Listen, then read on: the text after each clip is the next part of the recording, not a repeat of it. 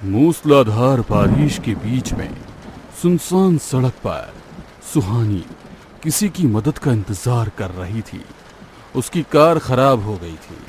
क्या मुसीबत है? यहाँ पर परेशान हो रही हूँ और रवि घर पे आराम से सो रहा है। इसका फोन भी तो नहीं लग रहा है। सड़क के दोनों तरफ झाड़ियों से झिंगुरों की आवाज आ रही थी।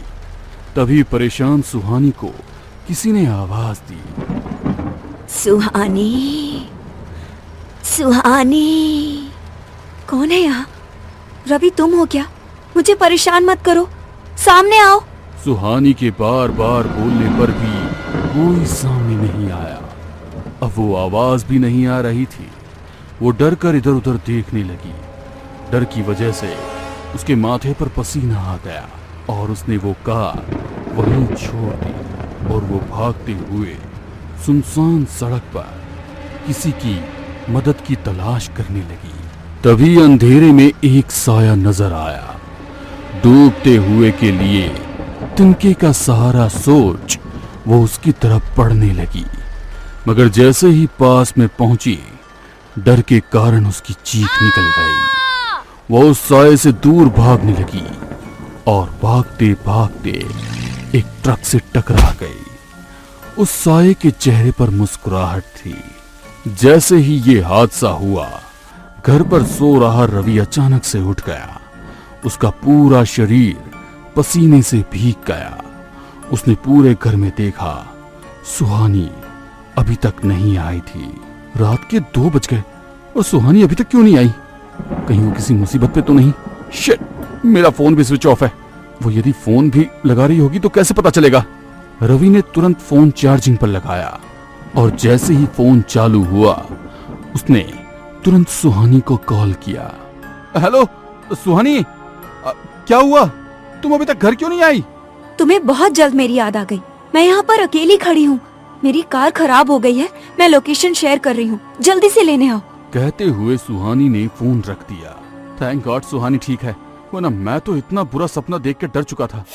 रवि और सुहानी दोनों बेस्ट फ्रेंड थे और मुंबई में फ्लैट भी शेयर करते थे। अगले दिन, सुहानी तुम ये लेट नाइट जॉब छोड़ क्यों नहीं देती? मुझे तुम्हारी बड़ी चिंता होती है यार। आखिर तुम्हें किस चीज की कमी है?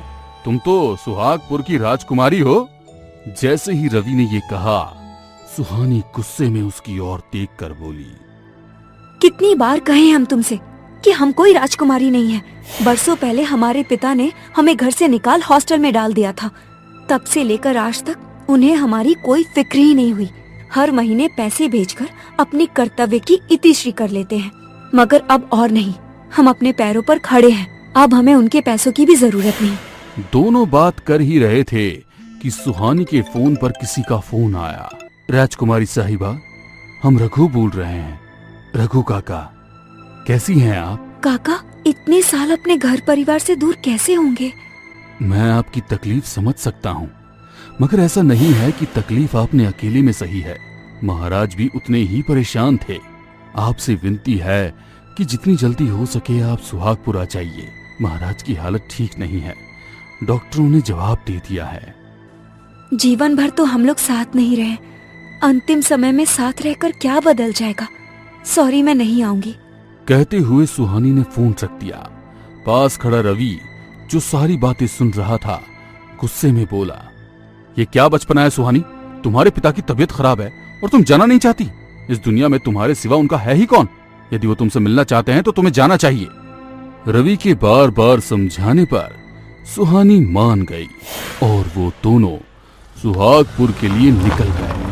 गुस्से में सुहानी ने रास्ते भर रवि से कोई बात नहीं की। जैसे ही वो सुहागपुर पहुंचे, रवि खुद सुहानी से बोला, राजकुमारी साहिबा, आपकी मंजिल आ गई है। रवि के कहने पर सुहानी बाहर की ओर देखने लगी। यहाँ कुछ भी तो नहीं बदला था। जैसा वो छोड़कर गई थी सब कुछ वैसा ही था। ऐसा लग रहा था कि मानो समय वहीं रुक सा गया हो। गांव में तरक्की की कोई निशानी नहीं थी।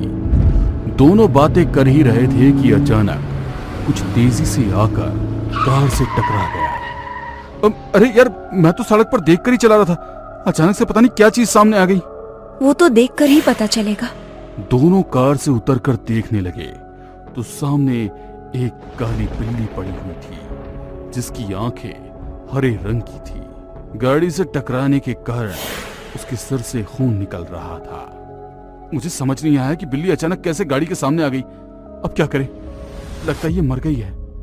रवि सुहानी से बात ही कर रहा था कि अचानक वो बिल्ली उठी और दोनों की तरफ दौड़ाने लगी। जिस तरह अचानक सामने आई थी उसी तरह अचानक गायब भी हो गई। दोनों हैरानी से एक दूसरे की तरफ देख रहे थे। रवि ने तुरंत कार चालू की और सीधे महल पहुंच गए। सुहानी का सुहागपुर का महल तो नहीं बल्कि एक बड़ी सी हवेली था जो बाहर से दिखने में काफी खूबसूरत था, मगर रखरखाव के अभाव में कहीं कहीं से क्षतिग्रस्त भी हो गया था। अपने घर को देखते ही सुहानी को अपना बचपन याद आने लगा। तभी अचानक रघु काका वहां पर आ गए। मुझे यकीन था सुहानी बिटिया तुम जरूर आओगी। फिर उसने रवि की तरफ देखा। उसकी आंखों में कई सारे सवाल थे, मगर राजकुमारी से सवाल पूछने की हिम्मत उसकी नहीं हुई। रघु काका, ये हमारे दोस्त रवि हैं। आइए, आप दोनों अंदर आइए। रघु उन दोनों को लेकर अंदर जाने लगा। तभी उसकी नजर छत के ऊपर गई। वहां पर एक साया खड़ा हुआ था जिसे देख रघु के माथे पर पसीने की बूंद झलक आई। सुहानी पहले अपने पिता से मिलने गई। बीमारी की वजह से वो बहुत ही कमजोर और असहाय नजर आ रहे थे। सुहानी को देख एक पल के लिए उनके चेहरे पर मुस्कुराहट आ गई, फिर अचानक वो उदास हो गए। उन्होंने इशारे से रघु को अपने पास बुलाया। उसके कानों में कुछ कहा तो रघु का चेहरा भी गंभीर हो गया। राजकुमारी, अभी आप आराम कीजिए। सफर से थक कर आई हैं। महाराज आपसे कल बात करेंगे। रघु की बात सुनकर सुहानी को बहुत गुस्सा आया। वो इतने सालों के बाद अपने पिता के पास आई थी, मगर पिता ने एक शब्द भी उससे कुछ नहीं कहा। वो गुस्से में अपने कमरे में चली गई। वहां जाकर उसने देखा कि उसके कमरे में भी कुछ नहीं बदला था। उसके खिलौने उतने ही जतन से अभी शोकेस में सजे हुए थे। अलमीरा में उसके पुराने कपड़े इसी तरह तह करके रखे हुए थे कि मानो कोई उन्हें रोज सहेजता हो। वो ये सब देख ही रही थी कि रघु उसके लिए खाना लेकर आ गया। क्या देख रही हैं राजकुमारी साहिबा? आपका कमरा अभी भी वैसा का वैसा ही है। महाराज यहाँ आकर आपकी चीजों को छूकर ऐसा महसूस करते थे मानो वे आपको छू रहे हों, सहला रहे हों। रघु की बातें सुनकर सुहानी की आंखों में आंसू आ गए, मगर उसने तुरंत अपने आंसू छुपा दिए। सुहानी को खाना देकर रघु पूरे कमरे को गौर से देखने लगा और फिर सुहानी को रात में कमरे से बाहर ना निकलने की हिदायत देकर वो वहां से चला गया। फिर महाराज के कमरे में पहुंच अलमारी के पीछे से एक गुप्त रास्ते में मशाल लेकर दाखिल हो गया। उस पूरे रास्ते में अंधेरा था। जगह जगह बने हुए जाले और कुछ चमगादड़ सभी को हटाते हुए उस रास्ते के खत्म होने पर एक गुफा में दाखिल हुआ और वहां से एक संदूक लेकर बाहर आ गया।